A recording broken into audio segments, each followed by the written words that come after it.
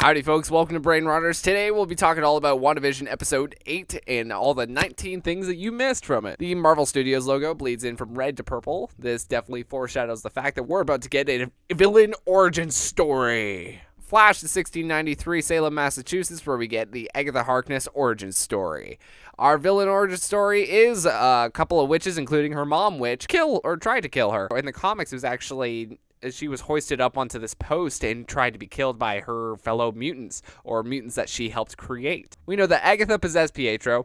It was more of like a crystalline possession, which means to look through the eyes and the ears, well, mostly just the eyes. However, she was using Pietro to spy on Wanda and figure out how the heck Wanda managed to pull off this gigantic magic explosion, this hex. When we travel to Sokovia in our flashback, we realize that Wanda was a big fan of sitcoms. Of course, the briefcase is opened, and in the sitcom is I Love Lucy, which was inspiration for episode 1, Bewitched, the inspiration for episode 2, Malcolm in the Middle, episode 6, and the Addams Family is also in that briefcase, which is more or less just a reflection of the show itself. You know, family of monsters trying to navigate normal life. WandaVision is about Wanda and her family of mutants trying to navigate normal life. The way their parents died also changed. You know, Pietro in Age of Ultron revealed that the way their parents died was through a gaping hole in the building caused by a Stark missile. However, in the TV show, it's actually the rubble from the concrete wall that the missile had launched through and, crushed the parents. And I don't know if I'm the only one who's noticed this, because not a lot of people are talking about it, but there's no intro, there's no commercial to this. You know, we got the Lagos commercial from the previous episodes and the Malcolm in the Middle intro. It's just, there's no intro, there's no commercial here. While they're under the bed, Wanda diffuses the missile when they're kids. It's just kind of crazy to think that this is the MCU's first confirmed born mutant. A mutant, of course, is a person born with powers. Now, we know that Wanda later on in the episode, of course, got the Mind Stone to embrace that part of herself in a huge way. Speaking of the Mind Stone scene, let's talk about the fact that Loki's scepter's back from Avengers. Woot woot. That's an old cut, deep cut, actually. While we're hanging out in this scene, we might as well talk about the fact that Wanda sees her future comic book accurate costume self. We jump to Vision and Wanda falling in love with each other while watching Malcolm in the Middle.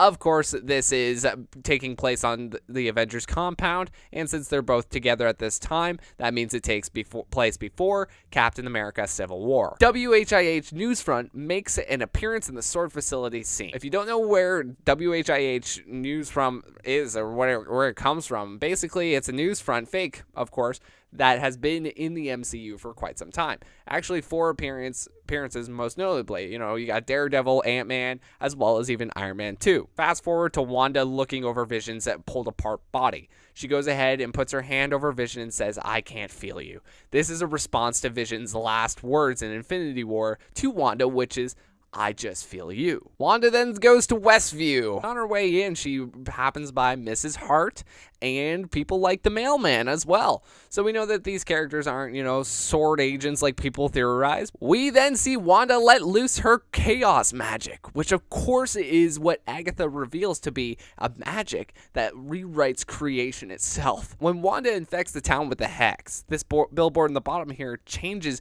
into a very punctual, snap. That's a prominent part of the billboard. Of course, this punctual snap is in reference to either Infinity War or Endgame. My bets are all on Infinity War, since that snap really affected Wanda in a big way. Before the hex infects those billboards, however, the one to the far left here is actually a carton of milk that Wanda drank from in episode 7. Of course, we get an Agatha Harkness costume reveal. Now, it's not exactly like the one from the comics, but I'd say, you know what, I'd argue it's pretty darn close.